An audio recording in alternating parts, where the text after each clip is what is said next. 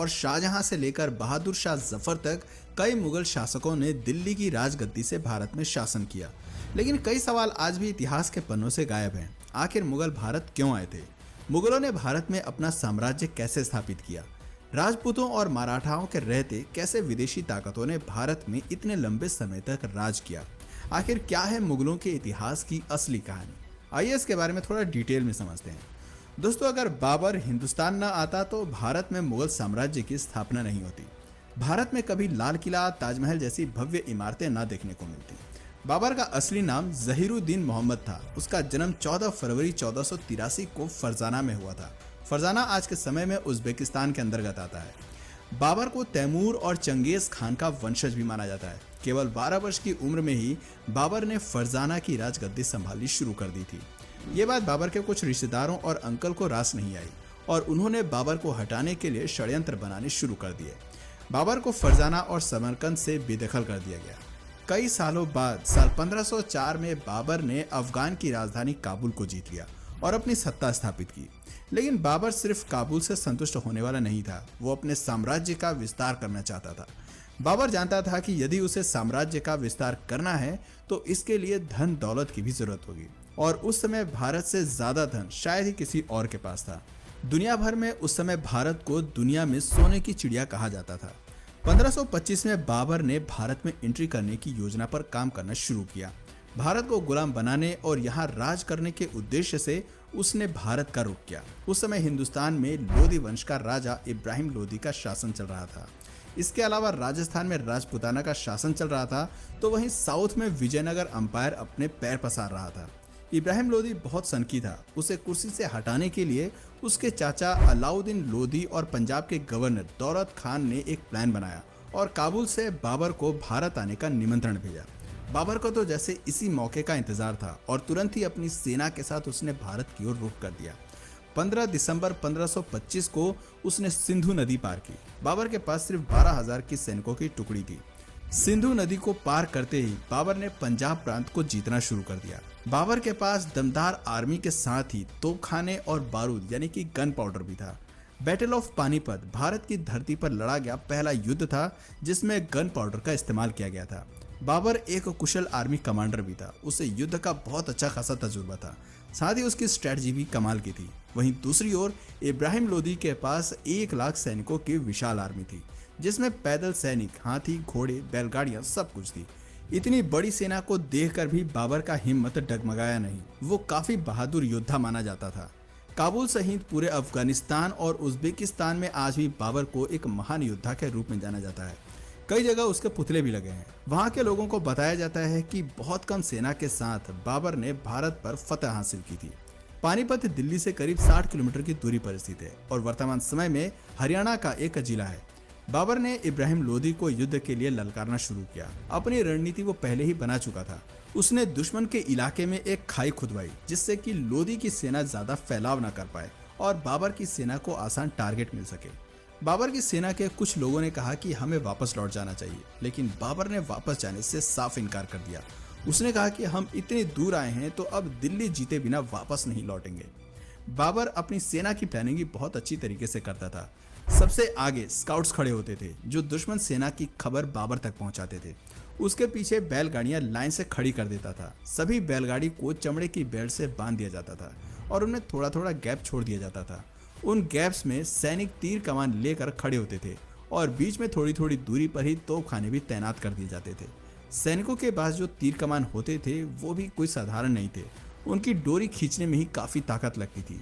एक तीर 600 मीटर की दूरी तक जा सकता था, जो करीब 7 फुटबॉल के स्टेडियम के बराबर है। हर 5 सेकंड में सैनिक तीर चला सकता था और एक तीर 4000 पाउंड का फोर्स क्रिएट कर सकता था। बाबर के पास एक वेल ऑर्गेनाइज्ड आर्मी थी। दूसरी ओर लोदी की सेना ने भी मैदान में डेरा डाल दिया, जिसमें 1 लाख से अधिक सैनिक थे। लेकिन इतिहासकारों ने लोदी की सेना को सेना न कहकर बल्कि मेले का नाम दे दिया। बाबर और लोदी दोनों ही सामने वाली सेना के पहले आक्रमण करने का इंतजार कर रहे थे। बाबर जानता था कि उसने पहले अटैक किया तो उसके जीतने की संभावना कम हो जाएगी। 19 अप्रैल 1526 की रात को वो अपनी सेना की एक छोटी सी टुकड़ी को लोधी के कैंप में भेजता है। जैसे ही कुछ सैनिक लोधी के कैंप के पास पहुंचे, लोधी की सेना ने उन पर हमला कर दिया। बाबर के सैनिक वापस लौट आए और कुछ सैनिकों की मौत भी हो गई। इससे लोधी खुश हो गया और सोचने लगा कि बाबर की सेना को हराना काफी आसान है। लेकिन असल में बाबर ने तो मछली पकड़ने के लिए सिर्फ दाना फेंका था। 21 अप्रैल 1526 की सुबह लोधी की सेना ने बाबर की सेना पर अटैक कर दिया। लोधी की सेना बाबर के सैनिकों द्वारा बनाए गए ट्रेंच में गिर गई। वहां से बाहर निकलने में उन्हें जितना समय लगा, इतनी देर में बाबर ने तोप चलाने का आदेश दे दिया। लोधी ने सेना में सबसे आगे 300 हाथी तैनात किए थे। उसे लग रहा था कि हाथी जल्दी ही सामने वाली सेना को पछाड़ देंगे, लेकिन होता इसके बिल्कुल विपरीत है। तोपखानों की आवाज से हाथियों ने अपना संतुलन खो दिया और अपनी ही सेना को नुकसान पहुंचाना शुरू कर दिया। अपनी ही सेना के कई सैनिकों को हाथियों ने कुचल कर मार दिया। साथ ही तोपखाने से भी उनकी सेना को नुकसान पहुंच रहा था। थोड़ी ही देर में बाबर की पूरी सेना लोधी पर हावी होती नजर आई। कई घंटों तक युद्ध जारी रहा। शाम होते ही लोधी मारा गया और उसका कटा हुआ सिर बाबर के सामने पेश कर दिया गया। इस युद्ध के बाद बाबर को अच्छी खासी धन दौलत मिली। इतिहासकारों का कहना है कि बाबर ने जीता हुआ सारा धन जनता में बंटवा दिया था और इसके बाद जनता ने खुश होकर कलंदर नाम की उपाधि उसे दे दी।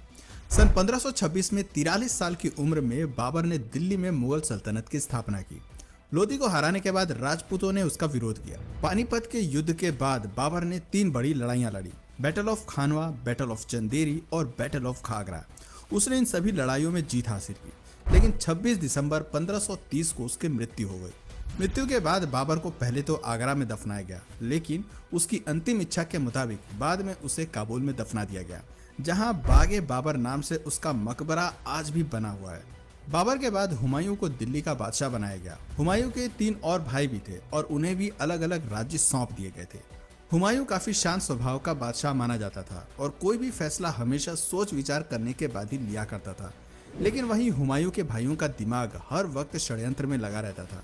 तीनों भाई मिलकर ये योजना बनाते थे कि कैसे हुमायूं से दिल्ली का तख्त हासिल किया जाए और कई बार भाइयों के बीच में जंग भी हुई। हुमायूं पर कई बार जानलेवा हमले भी हुए। सन 1539 में चौसा में हुमायूं की भीषण लड़ाई हुई और 1540 में बिलग्राम में भी हुमायूं को युद्ध करना पड़ा। इस युद्ध में हुमायूं की हार हुई और शेरशाह जीत गया और युद्ध में हार के कारण हुमायूं को अपनी जान बचाकर भारत से भागना पड़ा।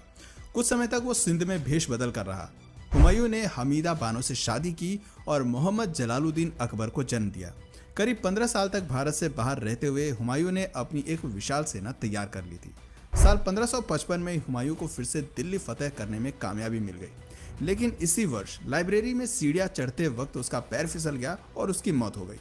हुमायूं की मौत के बाद मुगल साम्राज्य लड़खड़ा गया और राजा हेमू ने दिल्ली पर आक्रमण कर दिया। उस समय अकबर की उम्र केवल 12 साल की थी और वो राजा हेमू की सेना के आगे कुछ नहीं कर पाया। लेकिन मुगलों के पास एक वफादार सेनापति था जिसका नाम बैरम खान था। बैरम खान ने एक सेना तैयार की, अकबर को युद्ध कौशल की जानकारी दी और 1556 में पानीपत की दूसरी लड़ाई में राजा हेमू को हरा दिया। 13 साल की उम्र में अकबर दिल्ली के तख्त पर विराजमान हो गया। अकबर एक धर्मनिरपेक्ष राजा माना जाता था। उसने राजा बनते ही लोगों का दिल जीतना शुरू कर दिया। 1568 में उसने चित्तौड़ को जीता, लेकिन इसके लिए अकबर को कड़ी मेहनत करनी पड़ी। दिल्ली जीतने के बाद अकबर किसी भी तरह से राजस्थान को जीतना चाहता था, क्योंकि राजस्थान के राजपूत काफी बहादुर माने जाते थे और अकबर जानता था कि यदि राजस्थान को जीत लिया तो पूरे हिंदुस्तान को जीतना फिर ज्यादा मुश्किल नहीं होगा। राजस्थान के कारीगरों को हथियार बनाने में महारत हासिल थी। वहीं अकबर की सेना दमशिक स्टील के बने हथियार इस्तेमाल किया करती थी, जो खास तौर पर जंग में दुश्मन का सीना छलनी करने के लिए ही बनाए जाते थे। अकबर अपने हाथियों को भी जीरा बख्तर नाम के लोहे का कवच पहनाया करता था। उसे हाथियों का बहुत शौक था। किसी को मौत की सजा देनी होती थी तो उसे हाथी के पैर के नीचे कुचलवा देता था। चित्तौड़ राजस्थान का सबसे मजबूत साम्राज्य था। चित्तौड़ का किला एक अभेद किला माना जाता था। वहां तक पहुंचने के लिए अकबर ने एक प्लान बनाया। उसने एक सुरंग खोदी जिसके जरिए उसके सैनिक किले तक पहुंच गए। चित्तौड़ का किला एक पहाड़ी पर था, वहां तक सीधे नहीं पहुंचा जा सकता था। दूर से ही चित्तौड़ के सैनिक दुश्मन को देख लेते थे और ऊपर से तीरों की बौछार कर देते थे। लेकिन अकबर के सिर पर जीत का भूत सवार था और लगातार प्रयासों के बाद 25 फरवरी 1568 के दिन उसने चित्तौड़ का दुर्ग जीत लिया। इस जीत के बाद उसका साम्राज्य 25 लाख वर्ग किलोमीटर एरिया में फैल गया था। उसकी सेना ने मैच लॉक बंदूकों का इस्तेमाल करना भी शुरू कर दिया, जो दूर से ही दुश्मन की सेना में आतंक मचाने के लिए जाना जाता था। अकबर की कई बंदूकें आज भी म्यूजियम्स की शान बढ़ा रही हैं। अकबर को आर्किटेक्चर का भी काफ़ी शौक था। उसने दिल्ली से 250 किलोमीटर दूर और आगरा से करीब 40 किलोमीटर दूर फतेहपुर सिकड़ी नाम का एक शहर बनवाया। इस शहर में कई बाग और महल उसने बनवाए। वो अपनी राजधानी यहाँ पर शिफ्ट करना चाहता था। फतेहपुर में पानी की कमी न हो इसके लिए डैम बनवाए और किले तक पानी पहुँचाने के लिए इंजीनियर्स की मदद से मशीनों का निर्माण कराया। वो मशीन्स उस समय इंजीनियरिंग का बेजोड़ नमूना थी। कहा जाता है कि अकबर ने खुद शहर का नक्शा तैयार किया था और शहर बनाने में उसने खुद भी मजदूरों के साथ कुछ दिन काम भी किया था। 16 साल फतेहपुर सिकड़ी को बसाने में लगे, लेकिन ये शहर बहुत जल्द वीरान हो गया। दोस्तों, अकबर एक अनपढ़ मुगल बादशाह था। उसने हिंदुओं पर लगने वाले जजिया कर समाप्त कर दिए थे। साल 1605 में अकबर की फूड पॉइजनिंग के कारण उसकी मौत हो जाती है। अकबर के बाद सलीम के हाथ में दिल्ली की कमान आई।